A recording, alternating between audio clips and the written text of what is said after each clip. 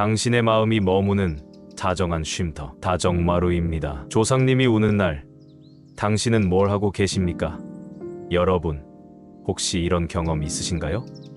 밤에 꿈에 돌아가신 아버지가 나타나서 뭔가 말씀하려 하시는데 소리가 들리지 않는 꿈 말입니다. 그분이 애타게 부르시는 모습을 보면서도 우리는 무력하게 깨어나곤 합니다. 왜 그럴까요? 백중날은 많은 분들이 그저 제사 지내는 날이라고만 생각하시지만 사실 이날은 1년 중 단 하루 지옥문이 열리는 아주 특별한 날입니다. 부처님께서 목련존자에게 말씀하신 그날 말입니다. 얼마 전 한 보살님이 절에 오셔서 하소연하셨습니다. 스님, 집안의 우환이 그치질 않고 자식들 일도 풀리질 않아요. 제가 물었습니다. 백중날 조상님께 천도제를 올려드리고 계십니까? 그분은 고개를 저으셨습니다. 바로 이겁니다. 우리가 모르고 지나쳐버리는 이 하루 때문에 조상님들은 또 1년을 어둡고 차가운 곳에서 보내셔야 합니다. 그리고 그 영향이 우리 후손들에게까지 미치는 것입니다. 그렇다면 무엇을 해야 할까요? 꼭 기억하셔야 할 3가지가 있습니다. 첫째, 조상님께 천도제를 올려 극락으로 인도해드리고, 둘째, 청정한 스님들께 공양을 올려 복을 지어야 합니다. 셋째, 어려운 이웃에게 자비를 베풀어야 합니다. 이 3가지를 실천하는 날, 바로 백중날입니다. 올해 백중은 조상님께는 큰 효도, 나와 가족에게는 복을 짓는 큰 기회입니다. 놓치지 마세요. 당신의 공덕이 당신의 가정을 밝히게 될 것입니다. 부처님의 제자 중 신통제일로 불리는 목련존자의 이야기를 아시나요? 목련존자는 출가 후 큰 깨달음을 얻어 아라한과를 증득했지만 한 가지 마음에 걸리는 일이 있었습니다. 바로 돌아가신 어머니의 안위였습니다.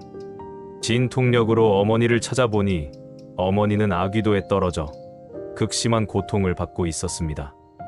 목련존자는 즉시 어머니에게 달려가 밥을 떠서 올렸습니다. 하지만 어머니가 그 밥을 입에 넣으려는 순간 음식이 불덩이로 변해버렸습니다.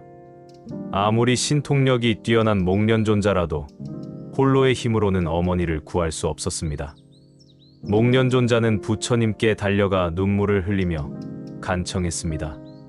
부처님께서는 이렇게 말씀하셨습니다. 목련아, 한 사람의 힘으로는 부족하다.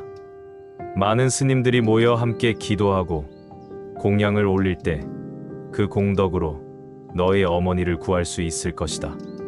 이것이 바로 우람분제, 즉 백중날 천도제의 시초입니다. 목련존자는 부처님의 가르침에 따라 7월 보름날 많은 스님들이 한거를 마치고 모인 자리에서 어머니를 위한 천도제를 올렸습니다. 그제서야 어머니는 아귀도의 고통에서 벗어나 극락으로 향할 수 있었습니다. 이 이야기가 우리에게 주는 교훈은 무엇일까요? 아무리 개인의 정성이 깊고 간절하다 해도 혼자만의 힘으로는 한계가 있다는 것입니다. 하지만 많은 사람들이 한마음 한뜻으로 모여 기도하고 공양을 올릴 때 그 공덕의 힘은 상상을 초월합니다. 부처님께서는 지장경에서 이렇게 말씀하셨습니다. 중생의 업보는 무겁고 깊어서 스스로의 힘으로는 벗어날 수 없다. 오직 산자들의 정성 어린 기도와 공덕으로만 구제받을 수 있다. 백중날은 불교에서 가장 중요한 날 중 하나입니다. 이 날은 한거를 마친 스님들이 모여 법문을 나누고 수행의 결과를 점검하는 날이기도 합니다. 이렇게 청정한 스님들이 모인 자리에서 올리는 기도와 공양의 공덕은 그 어느 때보다 크고 깊습니다. 또한 이날은 지옥과 아귀도, 축생도의 문이 열리는 날입니다. 평소에는 업보에 무거운 쇠사슬에 묶여있던 영가들이 이날만큼은 잠시 자유를 얻어 우리가 올린 공양을 받을 수 있습니다. 마치 감옥에 갇힌 죄수가 면회일에 가족을 만날 수 있는 것과 같습니다. 그런데 여기서 중요한 것은 시간입니다. 백중날은 1년에 단 하루뿐입니다. 이 날을 놓치면 영가들은 또 1년을 기다려야 합니다. 더 슬픈 것은 그 1년 동안 그들이 받는 고통입니다. 지옥에서는 하루가 인간 세상의 몇천 년과 같습니다. 아귀도에서는 수십 년을 굶주림에 시달려도 물 한 모금 마실 수 없습니다. 이런 극심한 고통 속에서 그들이 간절히 기다리는 것이 바로 백중날입니다. 어떤 분은 이렇게 말씀하실지도 모릅니다.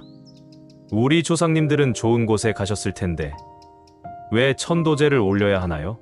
하지만 부처님께서는 이렇게 말씀하셨습니다.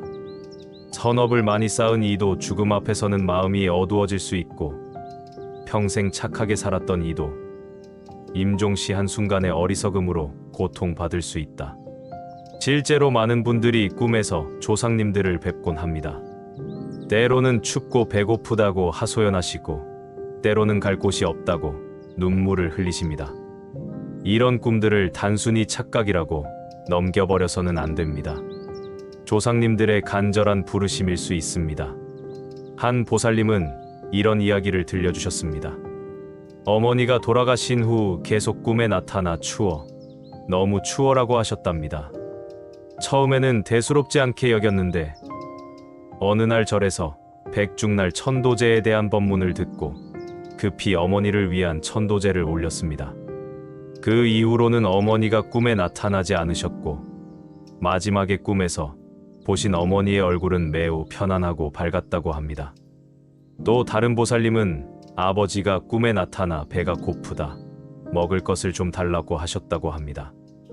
백중날 정성스럽게 공양을 올리고 천도제를 모신 후 아버지가 꿈에 나타나 고맙다, 이제 좋은 곳으로 간다고 인사를 하셨답니다.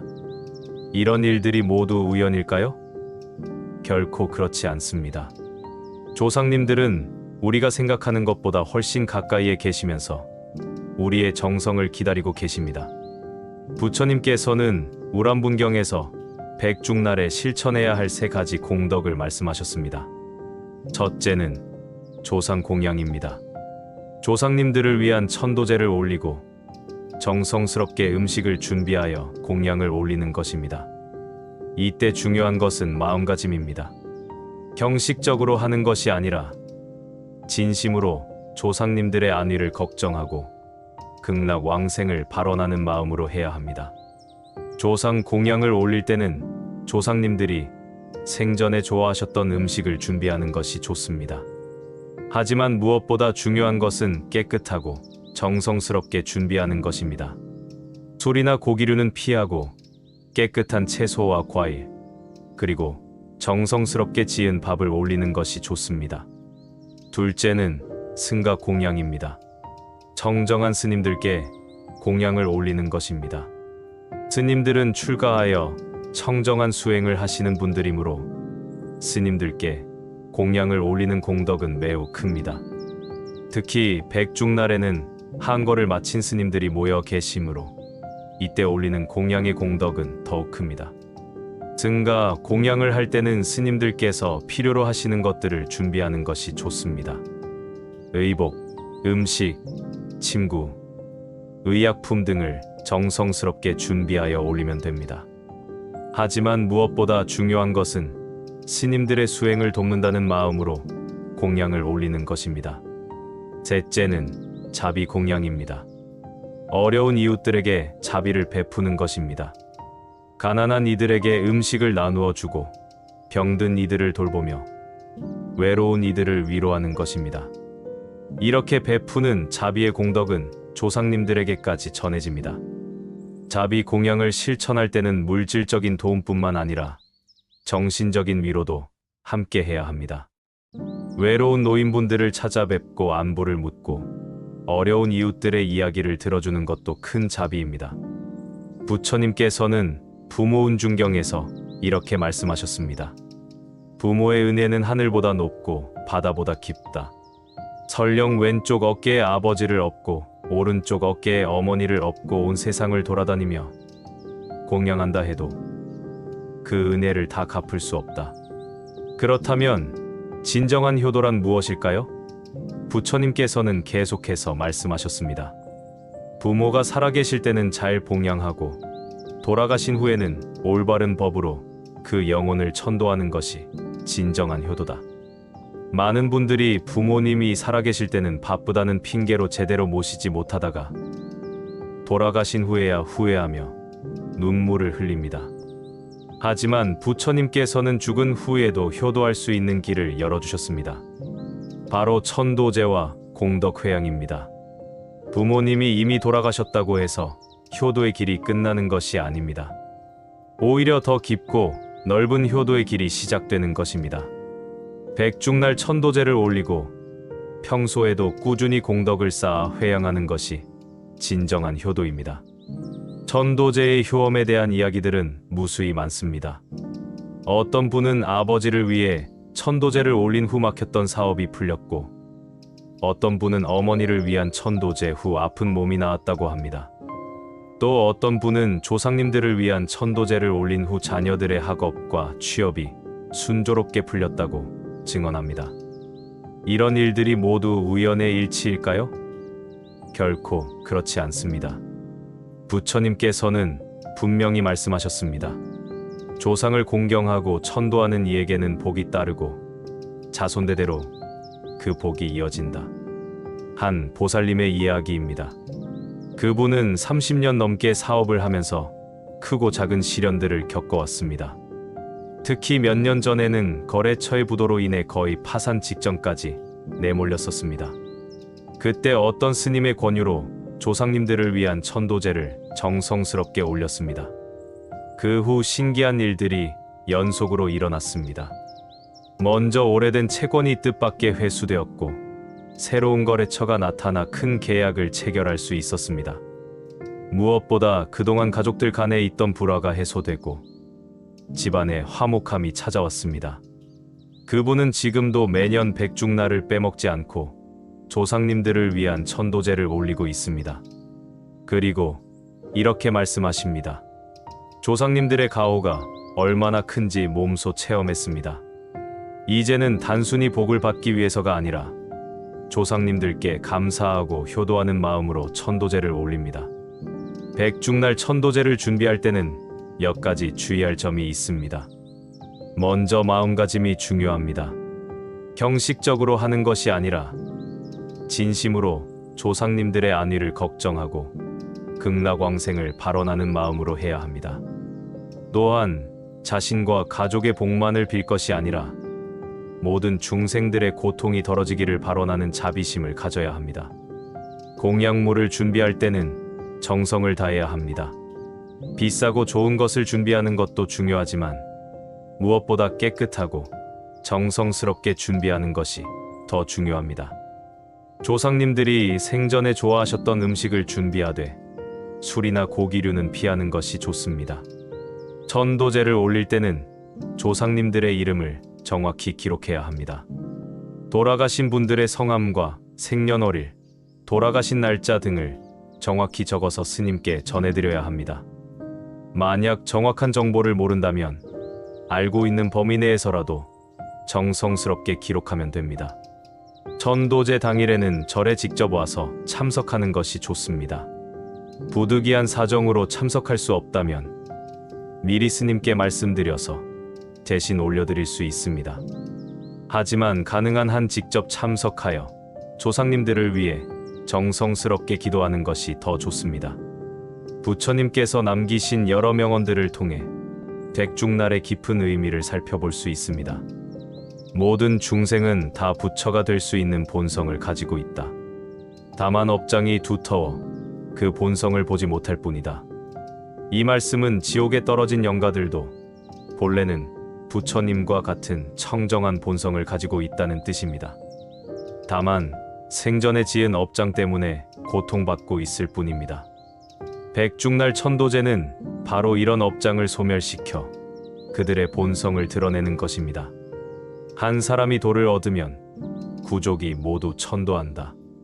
이 말씀은 한 사람의 수행과 공덕이 조상과 후손에게까지 영향을 미친다는 뜻입니다. 백중날 천도제를 올리는 것은 단순히 돌아가신 분들만을 위한 것이 아니라 나와 내 가족, 그리고 후손들에게까지 복을 가져다 주는 것입니다. 보시는 곧 받는 것이다. 이 말씀은 남에게 베푸는 것이 결국 자신에게 돌아온다는 뜻입니다. 백중날 조상님들에게 올리는 공양과 스님들에게 하는 공양, 그리고 어려운 이웃들에게 베푸는 자비는 모두 결국 자신에게 돌아와 복이 됩니다. 원인 없는 결과는 없고 결과 없는 원인은 없다. 이는 인과 법칙을 설명하는 말씀입니다. 우리가 백중날 선한 공덕을 쌓으면 반드시 좋은 결과가 따릅니다. 반대로 이런 좋은 기회를 놓친다면 그에 따른 결과도 감수해야 합니다. 부처님께서는 이렇게 말씀하셨습니다. 기회는 다시 오지 않는다. 때를 놓치면 후회해도 소용없다.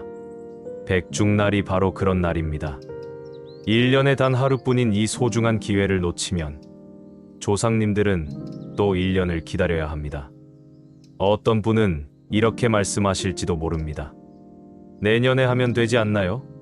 하지만 우리 인생에서 내년이 보장되어 있습니까?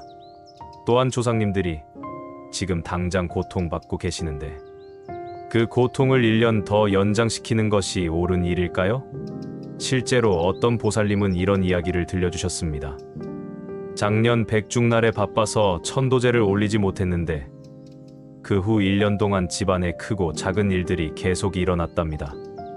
올해는 어떤 일이 있어도 백중날을 놓치지 않겠다고 다짐하셨습니다. 또 다른 분은 백중날의 중요성을 깨닫지 못하고 몇 년을 그냥 지나쳤는데 어느 날 큰 병에 걸려 수술을 받게 되었답니다.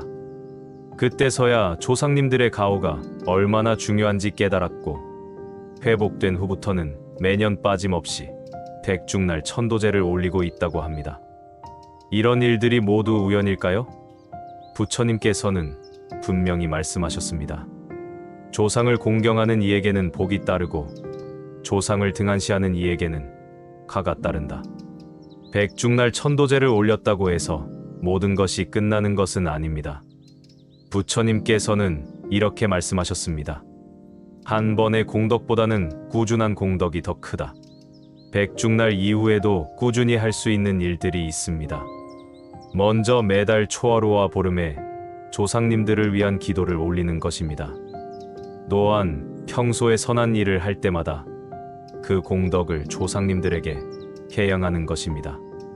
또한 스님들께 공양을 올리는 것도 꾸준히 할 수 있는 좋은 일입니다. 특히 절에서 큰 법회가 있을 때 참석하여 공양을 올리면 그 공덕이 조상님들에게 전해집니다. 어려운 이웃들을 돕는 것도 잊지 말아야 합니다. 정기적으로 불우이웃을 돕고 봉사활동에 참여하며 어려운 이들을 위해 기도하는 것은 모두 큰 공덕이 됩니다.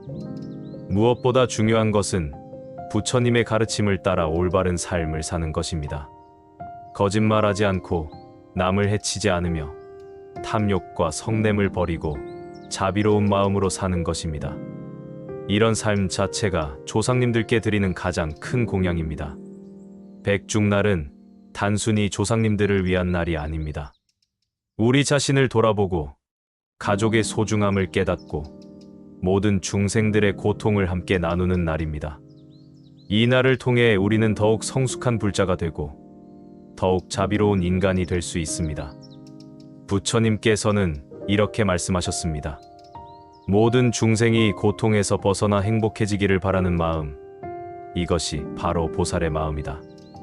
백중날 천도제를 올리는 것은 바로 이런 보살의 마음을 실천하는 것입니다. 조상님들의 고통을 덜어드리고 모든 영가들의 안위를 걱정하며 어려운 이웃들에게 자비를 베푸는 것, 이 모든 것이 백중날의 진정한 의미입니다. 여러분, 백중날 금기 들어보셨나요? 바쁘다는 핑계로 백중날을 넘겼습니다. 그 뒤로 이상한 일이 계속됐습니다. 이어서 불운이 들이닥쳤습니다. 마치 저승의 문이 열린 듯했습니다. 고민 끝에 스님을 찾아뵈었습니다. 스님이 백중의 의미를 알려주셨습니다. 스님은 조상님께 기도와 공양을 드리면 업장이 사라진다고 하셨습니다. 다음 백중날에 법당을 찾았습니다. 조상 천도와 공양에 힘썼습니다. 마음 깊이 참회와 기도를 올렸습니다. 이후 나쁜 일들은 멈췄습니다. 자비를 실천하는 삶이 시작됐습니다. 결국 조상님의 기도와 자비심으로 그의 집은 다시 평온해졌습니다. 과연 이것이 단순한 우연의 일치일까요? 아니면 우리 조상들이 수천 년 동안 지켜온 백중날의 깊은 의미가 있는 것일까요? 오늘 여러분께 그 답을 들려드리겠습니다. 지난 여름, 제가 운영하는 법당에 한 중년 남성이 찾아왔습니다. 그의 얼굴은 근심으로 가득했고 눈에는 깊은 절망이 서려 있었습니다. 스님, 저희 집에 무슨 일이 일어나고 있는 것 같습니다라며 그가 털어놓은 이야기는 많은 분들이 겪고 계실 현실과 너무나 닮아 있었습니다. 그분은 평생 성실하게 살아온 가장이었습니다. 큰 회사에서 부장으로 일하며 가족을 위해 최선을 다했습니다. 하지만 지난 백중날 회사 일이 바빠서 조상님께 차례도 지내지 못했고 절에 갈 시간조차 없었다고 했습니다. 바쁘면 조상님이 이해하시겠지라고 생각했다는 것입니다. 그런데 그 이후부터 이상한 일들이 연이어 일어났습니다. 먼저 승진이 확실시되던 자리에서 밀려났습니다. 그동안 함께 일하던 후배가 갑자기 그를 배신했습니다. 아내는 원인 모를 병에 걸려 병원을 전전했고 대학생 아들은 갑자기 성적이 떨어지며 문제를 일으키기 시작했습니다. 집안 곳곳에서 이상한 소음이 들렸고 밤마다 악몽에 시달렸습니다. 스님, 이게 정말 백중날과 관련이 있는 걸까요? 그의 간절한 물음에 저는 우리 조상들의 지혜와 부처님의 가르침을 통해 답을 드렸습니다. 백중날은 단순한 민속 행사가 아니라 우리의 영혼과 조상님들을 연결하는 신성한 다리 역할을 하는 날입니다. 음력 7월 15일, 백중날은 불교에서 우람분절이라고 부르는 매우 중요한 날입니다. 이 날은 저승의 문이 열려 조상님들의 영혼이 이 세상에 내려와 후손들을 만나는 날입니다. 목련존자가 지옥에 떨어진 어머니를 구하기 위해 부처님께 간청하여 시작된 이 의식은 효도와 자비의 정신이 담긴 우리 불교 문화의 정수입니다. 하지만 현대를 살아가는 우리는 이런 소중한 날의 의미를 잊고 살아가고 있습니다. 특히 백중날에서는 안 되는 행동들을 모른 채 무심코 저지르며 집안의 부정을 불러들이고 있는 것입니다. 오늘 여러분께 백중날 절대해서는 안 되는 5가지 행동을 알려드리겠습니다. 이것들을 어겼을 때 어떤 일이 일어나는지, 그리고 어떻게 해야 집안의 평안을 되찾을 수 있는지 구체적으로 말씀드리겠습니다. 첫 번째, 조상님을 잊고 지내는 것입니다. 이는 가장 큰 금기 중 하나입니다. 백중날은 조상님들이 우리 곁에 와 계시는 날입니다. 이날 조상님께 음식을 올리고 정성을 다해 차례를 지내지 않으면 조상님들은 크게 서운해하십니다. 조상님의 서운함은 곧 후손들에게 여러 가지 어려움으로 나타납니다. 실제로 많은 가정에서 백중날 조상 제사를 소홀히 한 후 가족 중 누군가가 갑자기 아프거나 사업에 문제가 생기거나 자녀들이 말썽을 피우는 경우를 자주 봅니다. 이는 조상님들이 후손들을 보호하는 힘이 약해졌기 때문입니다. 조상님들의 보호 아래 살아가는 우리가 그분들을 잊으면 그 보호막이 사라져 온갖 부정한 기운들이 집안으로 들어오게 되는 것입니다. 두 번째, 백중날에 다투거나 화를 내는 것입니다. 이 날은 조상님들이 우리 집에 와 계시는 신성한 날입니다. 가족 간에 다투거나 큰 소리를 내면 조상님들이 큰 충격을 받으십니다. 평소에는 별일 아닌 작은 다툼도 백중날에는 집안에 큰 불화를 가져옵니다. 한 가정에서는 백중날 아침에 부부가 사소한 일로 다퉜는데 그 이후로 부부 관계가 급격히 나빠지기 시작했습니다. 아이들도 부모를 따라 서로 다투기 시작했고 집안 분위기가 완전히 바뀌어 버렸습니다. 나중에 스님을 찾아와서 백중날의 다툼 때문임을 알고 깊이 참회한 후에야 가정의 평화를 되찾을 수 있었습니다. 세 번째, 백중날의 돈을 함부로 쓰거나 도박을 하는 것입니다. 이날은 조상님들이 후손들의 삶을 지켜보고 계십니다. 특히 재물에 대한 우리의 태도를 유심히 보고 계십니다. 백중날에 불필요한 소비를 하거나 도박 같은 투기를 하면 조상님들이 크게 실망하십니다. 실제로 어떤 분은 백중날에 친구들과 화투를 치다가 큰 돈을 잃었는데 그 후로 계속해서 사업에서 손실을 보기 시작했습니다. 아무리 노력해도 돈이 새어나가기만 하고 모이지 않았습니다. 이는 조상님들이 후손의 잘못된 재물 관리에 대해 경고를 보내신 것입니다. 네 번째, 백중날에 술을 과도하게 마시거나 방탕한 생활을 하는 것입니다.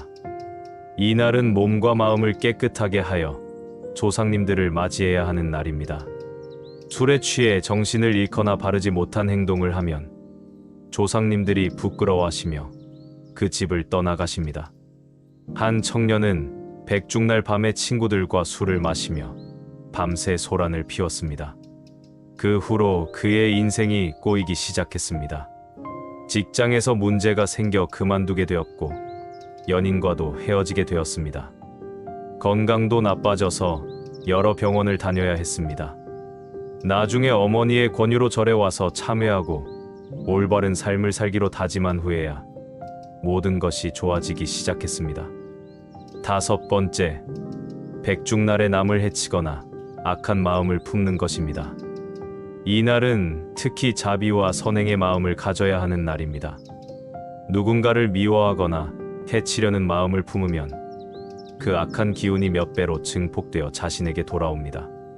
실제로 어떤 상인은 백중날에 경쟁업체를 망하게 할 궁리를 하며 악한 계획을 세웠습니다.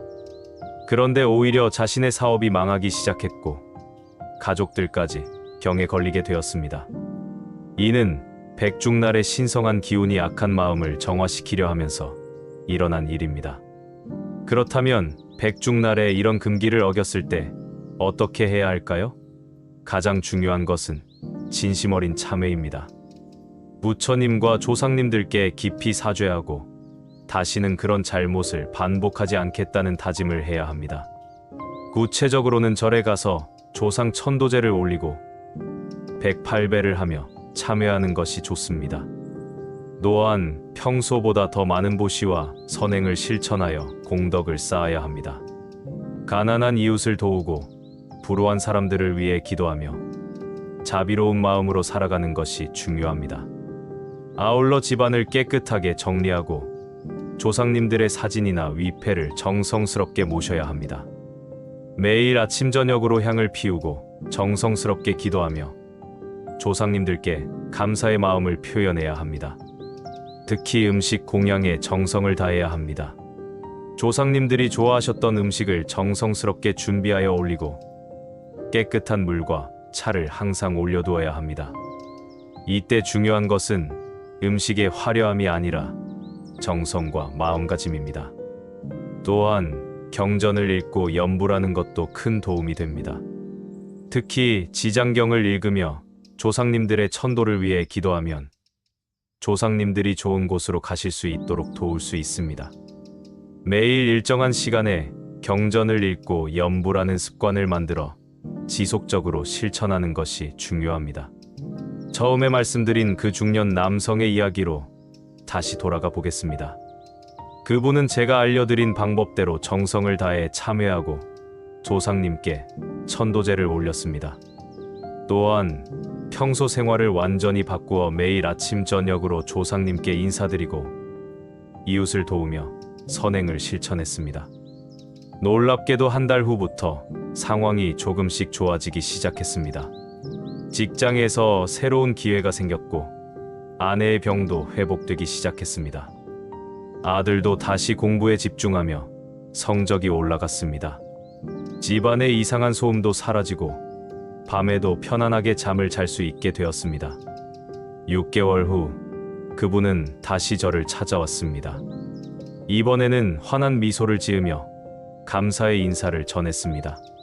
스님, 정말 조상님들의 보살핌이 있었던 것 같습니다. 이제야 진정한 평안을 찾았습니다. 라고 말씀하셨습니다. 이처럼 백중날의 금기를 지키는 것은 단순한 미신이 아닙니다. 조상님들과 우리를 연결하는 신성한 끈이며 가정의 평안과 행복을 지키는 지혜입니다. 우리 조상들이 수천 년 동안 지켜온 이런 전통에는 깊은 의미와 진리가 담겨 있습니다. 특히 요즘 같은 복잡하고 어려운 시대에는 더욱 조상님들의 지혜와 보호가 필요합니다. 백중날 금기를 지키고 조상님께 정성을 다하는 것은 현대인들에게 꼭 필요한 영적 수행이자 가정의 평화를 지키는 실천 방법입니다. 올해 백중날에는 꼭 이 5가지 금기를 기억하시고 조상님들께 감사와 정성을 다하시기 바랍니다. 그리고 평소에도 조상님들을 잊지 않고 감사하는 마음으로 살아가신다면 여러분의 가정에는 늘 평안과 행복이 가득할 것입니다. 부처님의 자비와 조상님들의 보살핌 속에서 모든 가정이 행복하고 평안하시기를 진심으로 기원합니다. 만약 당신이 지금 이 순간 세상을 떠난다면 과연 어디로 갈 것인가? 이 질문 앞에서 그 누구도 확신을 갖고 대답할 수 없습니다. 세상에서 가장 지혜로운 사람도, 가장 경험이 많은 노인도, 심지어 깨달음을 얻은 성인조차도 죽음 너머의 세계에 대해서는 추측만 할 뿐입니다. 하지만 2500여 년 전 한 분이 이 인류 최대의 수수께끼에 대해 명확한 답을 주셨습니다. 그분이 바로 석가모니 부처님입니다. 오늘 여러분과 함께 그 놀라운 진실을 들여다보겠습니다. 사람들은 종종 이런 질문을 던집니다. 석가모니 부처님조차 열반에 드신 뒤 다시 돌아오지 않으셨는데 과연 우리 같은 중생이 죽어서 다시 돌아올 수 있을까요? 참으로 깊은 질문입니다. 우리가 살아가면서 경험하는 현실을 보면 한 번 떠난 인연은 다시는 돌아오지 못할 때가 많습니다. 사랑하는 사람과의 이별, 고향을 떠나는 아픔, 청춘의 시절과 작별하는 쓸쓸함. 이 모든 것들이 우리에게 떠남이란 곧 영원한 작별이라는 인식을 심어줍니다. 하물며 생을 마치고 난 뒤의 길을 우리는 어떻게 알 수 있을까요? 죽음이라는 문턱 너머로 떠난 이들은 아무도 돌아와서 그 경험을 말해주지 않습니다. 부모님, 형제, 친구들, 그들은 모두 침묵 속으로 사라져버렸습니다. 그래서 우리는 혼란스럽습니다. 죽음이 모든 것의 끝일까요? 아니면 새로운 시작일까요? 지금까지도 이 문제는 누구도 명확히 단언하지 못했습니다. 과학은 뇌사 상태에서 일어나는 현상들을 관찰할 수 있지만 의식이 어디로 가는지는 증명하지 못합니다. 철학자들은 수천 년 동안 논쟁을 벌여왔지만 여전히 결론에 도달하지 못했습니다. 종교마다 서로 다른 답을 제시하지만 그 누구도 확실한 증거를 제시하지는 못합니다. 그런데 말입니다. 부처님의 법문을 깊이 들여다보면 이 모든 의문에 대한 답이 조금씩 모습을 드러냅니다. 생사윤회, 인연생기, 인과응보. 이 3가지 가르침 속에는 삶과 죽음, 떠남과 돌아옴의 진실이 분명히 담겨 있습니다. 먼저 생사윤회를 살펴보겠습니다. 부처님께서는 생명이 끝없이 순환한다고 가르치셨습니다. 마치 강물이 흘러가듯 생명의 흐름은 멈추지 않습니다. 한 생을 마치면 다시 새로운 생으로 태어나고 그 생을 마치면 또 다른 생으로 이어집니다. 이것이 바로 윤회입니다. 하지만 여기서 중요한 것은 똑같은 나가 다시 태어나는 것이 아니라는 점입니다. 생각해 보십시오. 지금의 당신과 10년 전의 당신은 같은 사람일까요? 몸의 세포는 모두 바뀌었고 생각과 감정도 많이 달라졌습니다. 그럼에도 불구하고 우리는 나라는 연속성을 느낍니다. 윤회도 마찬가지입니다.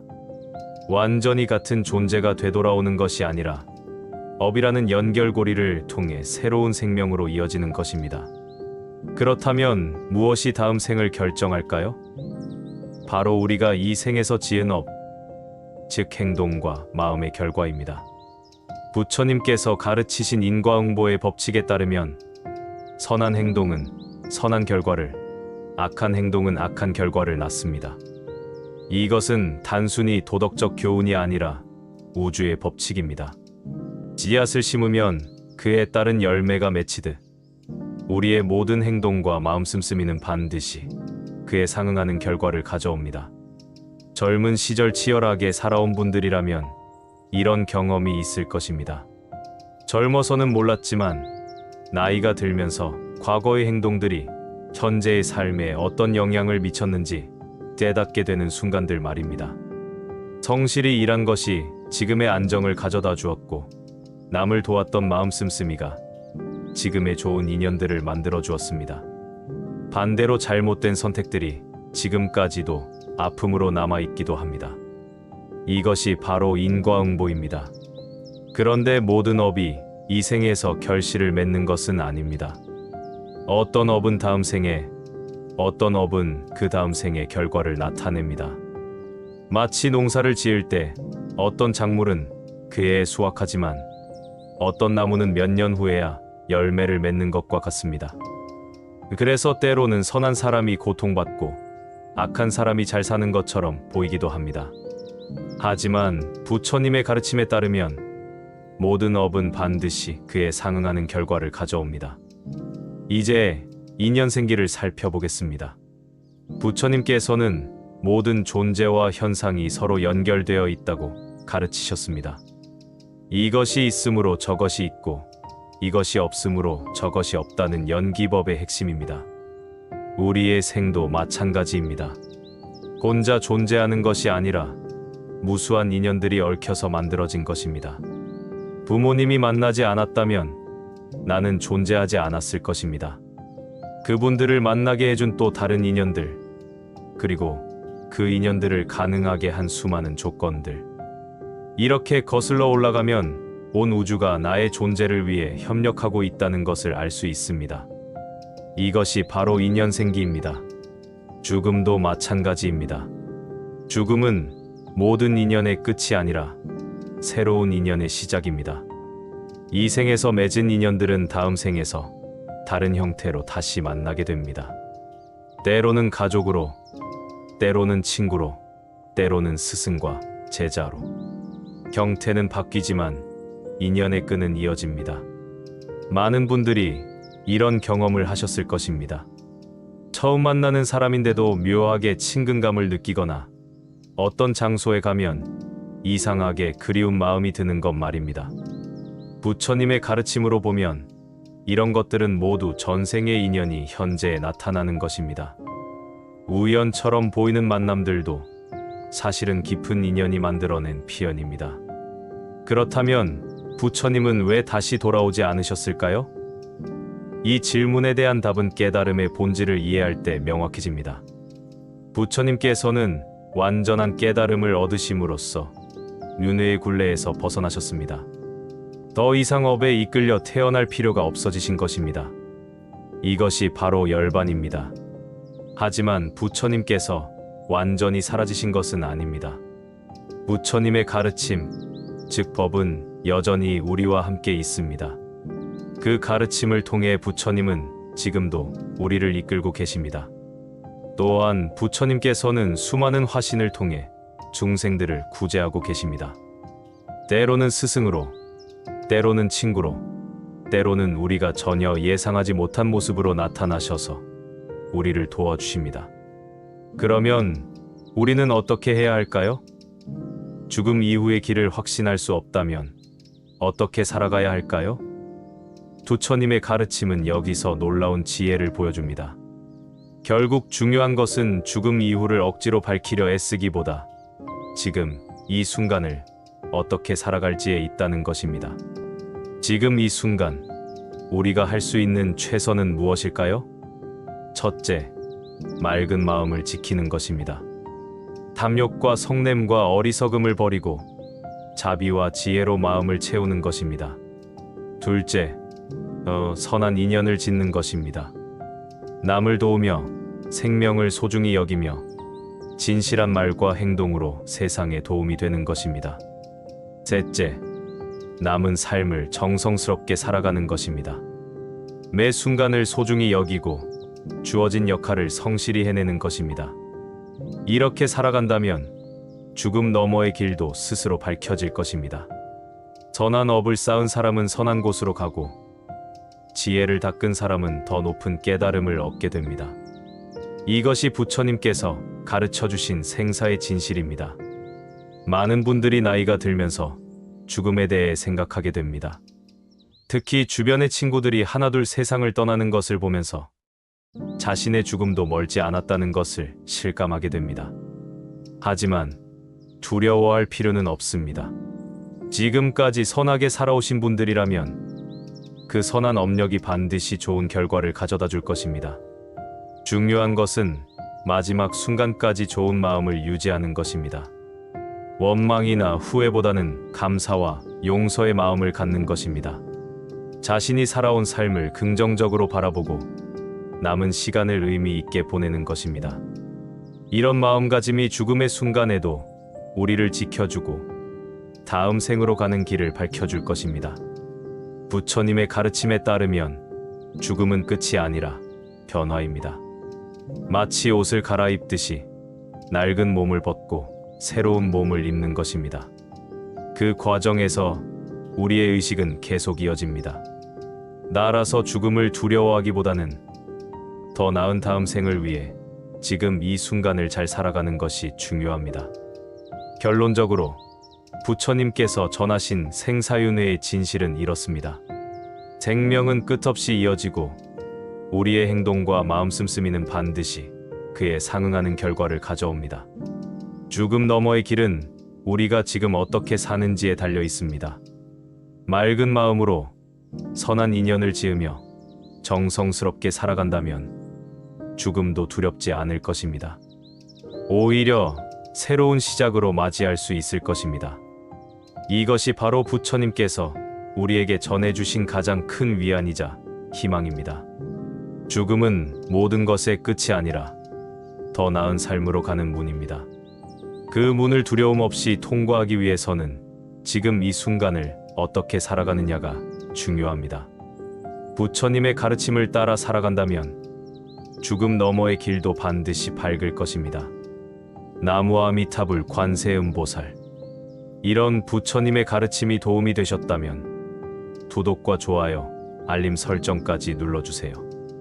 더 많은 지혜의 말씀으로 함께해요.